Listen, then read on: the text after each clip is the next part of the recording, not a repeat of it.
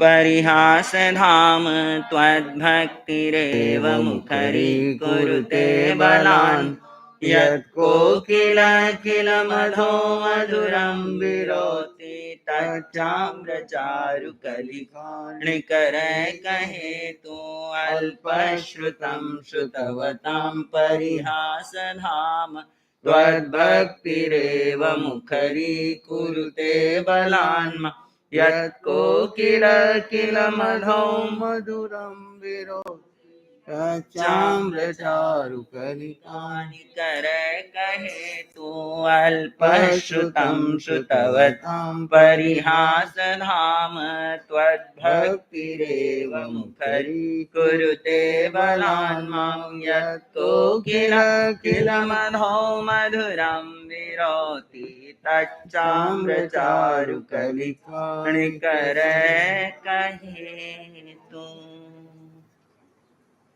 आराध्य अरिहंत प्रभु के चरणों में अनंत अनंत आस्था के साथ वंदन। शासनपति श्रमण भगवान महावीर स्वामी के चरणों में अनंत अनंत आस्था के साथ वंदन। आत्मज्ञानी सद्गुरुदेव युग प्रधान आचार्य भगवान के चरणों में अनंत अनंत आस्था के साथ वंदन। आत्म प्रिय मुनिवृंद, आत्मार्थी साधक साधिकाओं,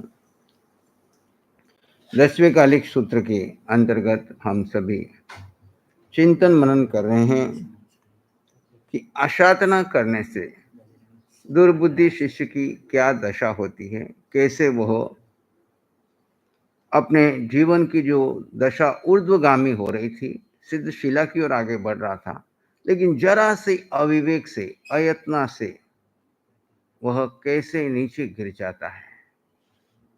ये संयम का मार्ग, खांडे की धार कहा, इसका मतलब ये है कि थोड़ा सा पढ़ लिए, लिख लिए, ज्ञान आ गया, शब्द पढ़ने लग गया और गुरुजनों की आशातना करना शुरू कर देते हैं।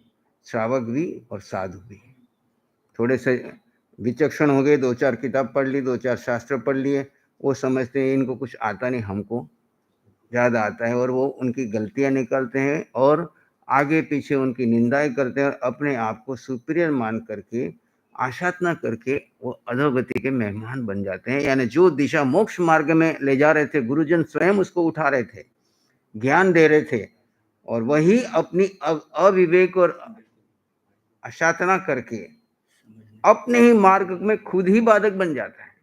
गुरु तो उठाना चाहते हैं, पर उसकी वृत्ति ऐसी, उसकी आदत ऐसी, उसकी प्रवृत्ति ऐसी, चाह कर भी वो उसको नहीं उठा पाते। और यहां तक कहते हैं कि क्रुद्ध सर्प का काटा हुआ प्रचंड अग्नि कदाचित भस्म न करे, सर्प का काटा हुआ भी विष कदाचित न चढ़े, मंत्र से उतर जाए, हालाहाल विष पिया हुआ भी किसी तरह से बच जाए।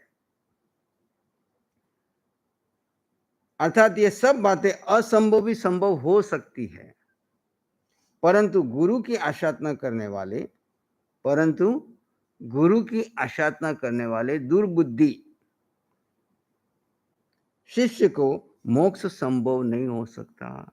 यानी ये असंभव लगने वाली घटनाएं भी कभी कभी संभव हो सकती है, लेकिन जो गुरुजनों की आशातना करता है वो कभी बच नहीं पाता है, उसकी मुक्ति नहीं है।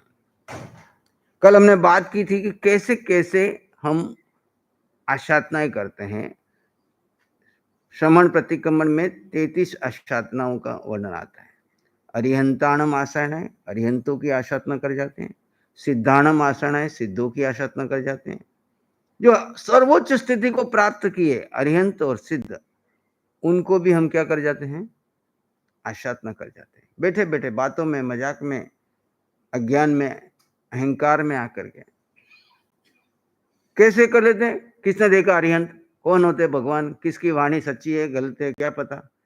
बैठे बैठे चर्चा और चिंतन में अपन बंधन बांध लेते हैं।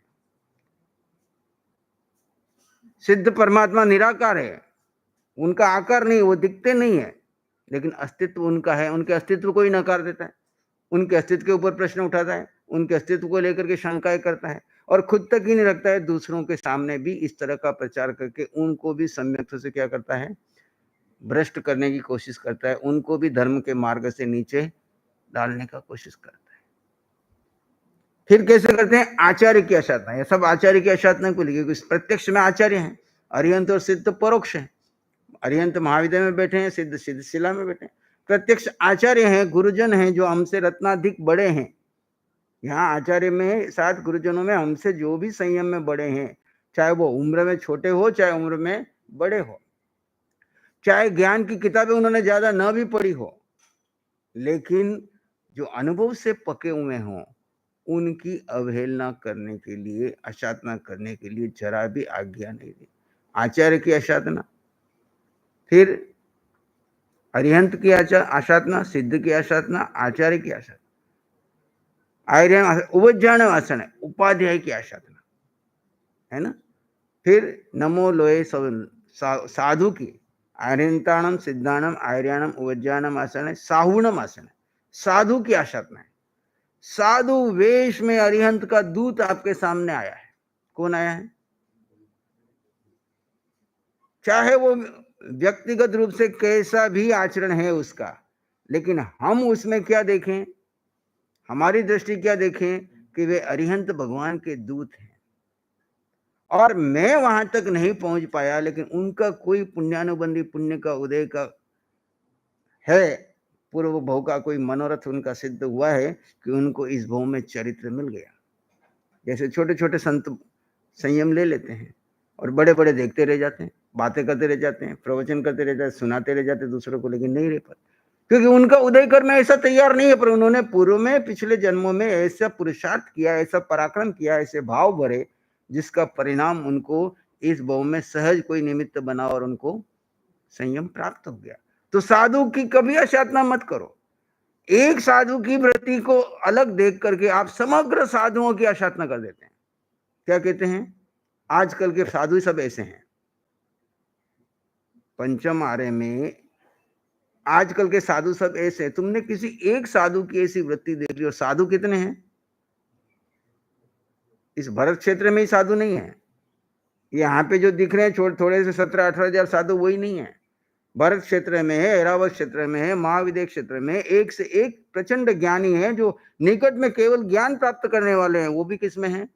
साधु की संज्ञा में। अभी छद्मस्त हैं, अभी निकट में वो उनको क्षायिक संकित होगी, केवल ज्ञान होने वाला है। हमने सबकी असाधना करके क्या किया? उन सब की असाधना कर दी। कभी मत बोलो साधु ऐसे हैं, सब साधु ऐसे हैं, सबका तो कभी नाम लगाना ही नहीं। कोई व्यक्तिगत साधु के प्रति आपकी श्रद्धा नहीं बैठ रही है, तो आप उसमें शुद्धात्मा भगवान देखो, कोई बात नहीं। हमें इनकी वृत्ति नहीं देखता हूं, मैं इनमें किसको देखता हूं? ये भी एक शुद्ध आत्मा है। आज उदय कर्म के अधीन वो नहीं चल पा रहे हैं जैसा हमारी बुद्धि की कसौटी के अनुसार, लेकिन वो भी है तो वही शुद्ध आत्मा भगवान, जिनमें अष्ट गुणों की संपदा है। चाहे वो बाल है, चाहे वृद्ध है, चाहे मंद बुद्धि है, चाहे तीव्र बुद्धि है, बुद्धि से यहाँ कोई फर्क नहीं पड़ता। इसलिए साधु कोई भी हो, अगर वो 5 समिति 3 गुप्ती की आराधना करने वाला है, तो उसको मोक्ष निश्चित है। चाहे उसको कोई नौकार मंत्र भी ना आता हो, लेकिन 5 समिति 3 गुप्ती की साधना करने वाला। कौन सी है 5 समिति 3 गुप्ती? भगवान कई दिनों से आपको बता रहे हैं प्रवचन में, आज अभी भी चलेगा उनका।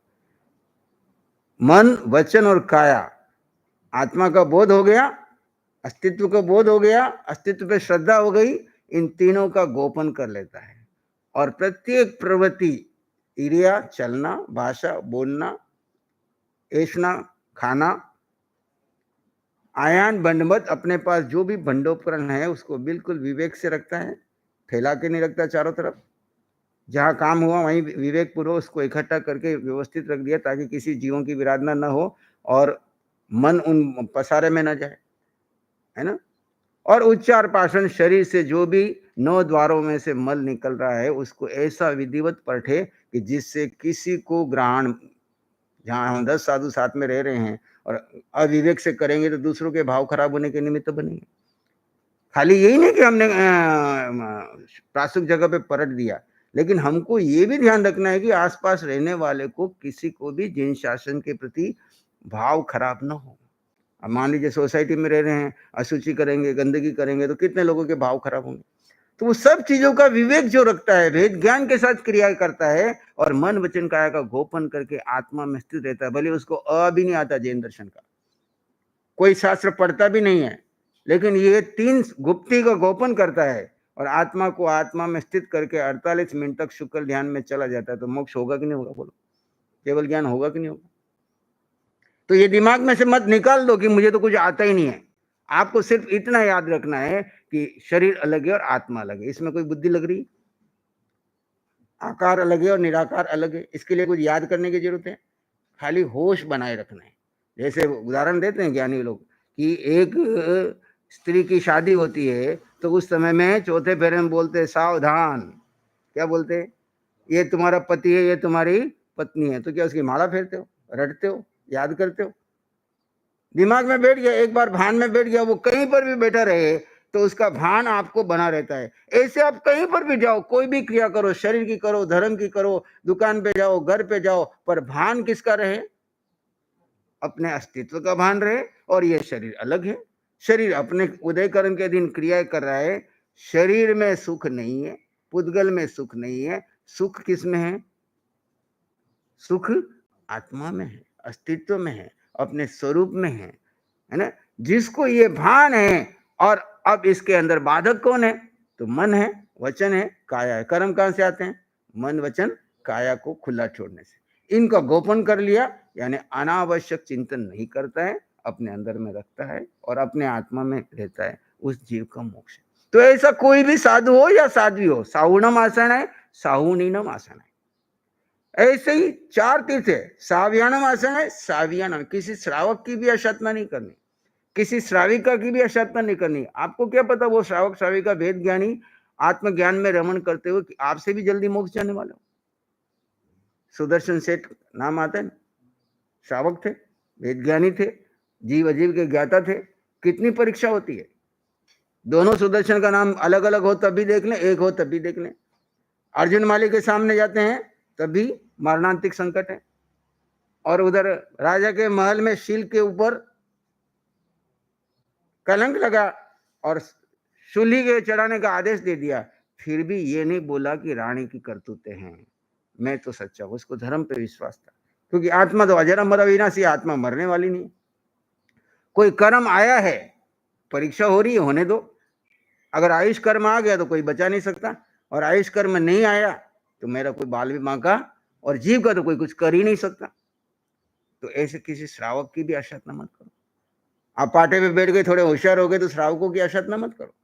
श्रावक में भी वही आत्मा के दर्शन करो, उसमें भी वही तत्व है। क्या पता वो हमसे आगे उठ जाए। ऐसे ही सावियानम आसन, किसी श्राविका की भी आशातना मत करो। सावियानम आसन, सावियानम आसन है देवानम आशा है। किसी भी प्रकार के देव की आशातना मत करो, चाहे वो वाणव्यंतर है कि जृंबक है कि वैमानिक है कि अनुत्तर विमान वाला है। देव देव है, उसमें भी वही आत्मा है जो मुझ में है। वो भी एक यात्री है, मैं भी एक यात्री हूं। वो उसके कर्म के अनुसार उस योनि में चला गया है, तो उसकी कभी अविनाय आशातना मत करो। लोग थोड़ी देर 2-4 किताबें पढ़ लेते, संकित कर लेते, अपने देवी देवताओं की आशातना कर लेते। आराधना के लिए आज्ञा नहीं दी है तो आशातना के लिए भी आज्ञा नहीं दी है। आराधना एक अरिहंत की करो, उसमें सब आ जाएगी, क्योंकि अरिहंत की 64 इंद्र क्या करते हैं? भक्ति करते हैं, सेवा करते हैं। तो सभी देवी देवता इंद्रों की साक्षी में आ गए, चाहे छोटे हैं चाहे बड़े हैं। जब आपने मूल आचार्य भगवान की सेवा कर ली तो 10 साधुओं की सेवा अपने आप ही हो गई। और आपने आचार्य भगवान की आशातना करी या उनके किसी एक साधु की आशातना करी तो सबकी आशातना कर दी। इसलिए किसी भी देव की आशातना मत करो, चाहे वो वाणव्यंतर है, भूत है, पिशाच है, किसी भी अवस्था में है, हमारे लिए वो एक जीव आत्मा है। अगर किसी कारण से, किसी उदय कर्म से आप चपेट में भी आ गए हो, मान लीजिए उसकी पुराने कोई कर्म फाइल है, तब भी शांत रह करके, स्वभाव में रह करके उससे क्या करो? क्षमा याचना करो, उससे आलोचना करो, प्रतिक्रमण करो, प्रायश्चित करो, उसके लिए मंगल की कामना करो। कि कहीं जाने अनजाने में, हमको दिखता नहीं यहाँ पे कहीं देव बैठा हुआ है, हमने वहां पे जाके कोई अशुचि डाल दी, कोई गलती कर दी, कोई उनको उनकी विराधना हो गई, हमको दिखता नहीं, आंखों से तो दिखते नहीं। अनजाने में हो गई या जानबूझ के हो गई, इस भव की है या पर भव की है, उनको तो अवधि ज्ञान है, सब दिखता है और हमको मालूम नहीं। लेकिन कहीं हो गई तो आप क्या करो, वहां पे आलोचना करो, प्रतिक्रमण करो, अंदर से शांत रह करके अपना कार्य करोगे तो वो भी जीव है, आप भी जीवो, वो भी यात्री है, आप भी यात्री है। क्षमा सबसे बड़ा धर्म है। आलोचना हो गई, अशातना हो गई तो क्या करो, अनजाने में हो गई या जानबूझ के कर दिए, तुरंत जाकर के गुरुदेव के समक्ष जाकर के आलोचना करो, प्रतिक्रमण करो, प्रायश्चित करो कि मेरे से अभिनय हो गई, मेरे से अशातना हो गई, आपकी अवहेलना हो गई, अनजाने में हो गई, जानबूझ करके हो गई, अहंकार से हो गई, किसी भी कारण से हुई, एक बच्चे की तरह, एक बच्चे की तरह क्या करो, उनसे क्षमा याचना करो। जितनी आप क्षमा याचना करोगे उतना ही आप आगे बढ़ जाओगे।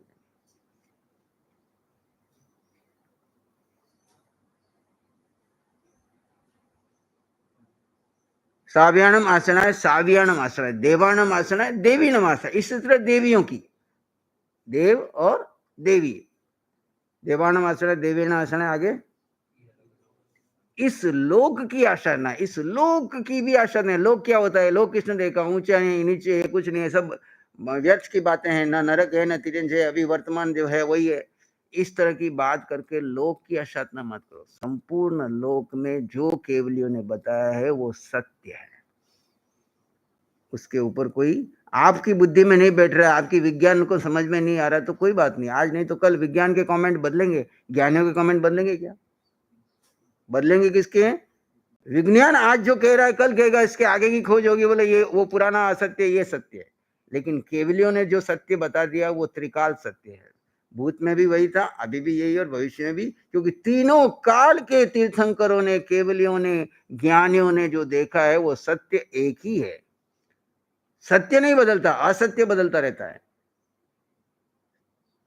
जैसे अपन कहते ना अनेकांतवाद का दृष्टांत देते हुए, एक व्यक्ति पर्वत के ऊपर खड़े रह करके चारों तरफ देख रहा है, और एक व्यक्ति इधर नीचे से चढ़ रहा है पूर्व से, दूसरा पश्चिम से चढ़ा, तीसरा उत्तर से चढ़ा, चौथा सब रास्ते में है, और रास्ते में है और उनको आप पूछो कि ये पर्वत कैसा है तो उन्होंने जितना देखा उतनी बात करेंगे, उन्होंने जिस साइड से जैसा दिख रहा है वैसी बात करेंगे। लेकिन जो टॉप पे बैठा है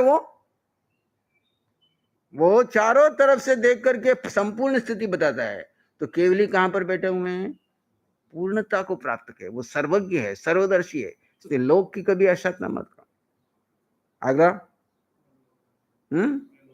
इलोक आसन है, परलोक आसन है, परलोक की भी आसन है। परलोक किसने देखा, चारवाक मत के लोग क्या कहते, खाओ पियो ऐश करो, ऋण ले और घी पियो।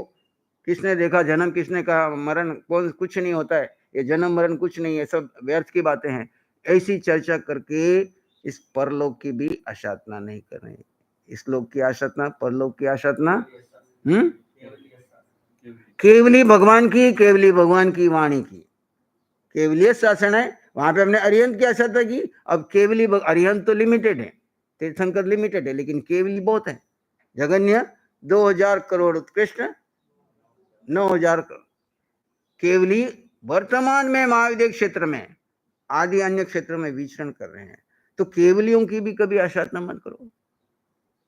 फिर और केवलियों के द्वारा प्ररूपित जो धर्म है, सत्य धर्म है, शाश्वत धर्म है, तत्व रूप जो धर्म है, जीव अजीव का भेद आदि जो तत्व बताया, उसमें कोई शंका मत उठाओ, वो उसकी कभी आशातना। केवली पणतस धम्मस आसनाए सदेव मणुआ सुअस लोगस आसनाए, श्रुत ज्ञान की भी आशातना करो, श्रुत लोग, सुअस लोगस आसनाए। और फिर ज्ञान के 14 प्रकार के अतिचार बता दिए श्रुत ज्ञान में। इन सब प्रकार की आशातनाओं से बचना है, केवल साधु को नहीं, जो भी जिनवाणी को पढ़ रहा है, पठन कर रहा है, मोक्ष मार्ग का पथी के आगे बढ़ना चाहता है, आगे बढ़ रहा है, उन सबको इन आशातनाओं से बचना है। अगली गाथा में कहते हैं, गाथा नंबर 8 में अब सूत्रकार पर्वत वेदना आदि की उपमा देकर गुरु श्री की आशातना, पर्वत वाला हो गया ना, नबी भी हो गई, चलो 10वीं गाथा में, आयरी अपाया पुण्य अपसन्ना अबोही असायण नथी मोखो तम्मा अणाबा सुहावी कंखी गुरुपसाया भीमुहो रमिजा आयरी अपाया। पूज्यपाद आचार्य अप्रसन्न हुए, अबोही अबोधि कारक होते हैं। अगर आचार्य अप्रसन्न हो गए तो आपकी बोधि भी जाएगी, यह निश्चित है। असहन आशातना से मोक्ष नहीं होता है। तम्मा इसलिए अनाबाह स्वाभिक अंकी, अनावाद अव्यावाद सुख का जो इच्छा रखने वाला भव्य जीव है, गुरु पसाया भी हो, गुरु की प्रसन्नता के लिए रमिजा सचेष्ट प्रवृत्ति करे। अगर किसी कारण से अपनी गलती से अशातना से आचार्य महाराज अप्रसन्न हो गए हैं तो अप्रसन्नता का फल क्या है? अप्रसन्न करने वाले व्यक्ति को अबोधि की प्राप्ति होती है। हमको बोधि कितने जन्मों के बाद मिली? अनंत जन्मों में हम मिथ्यात्व में रुल रहे थे, उसके बाद हमको बोधि प्राप्त हुई है। इसकी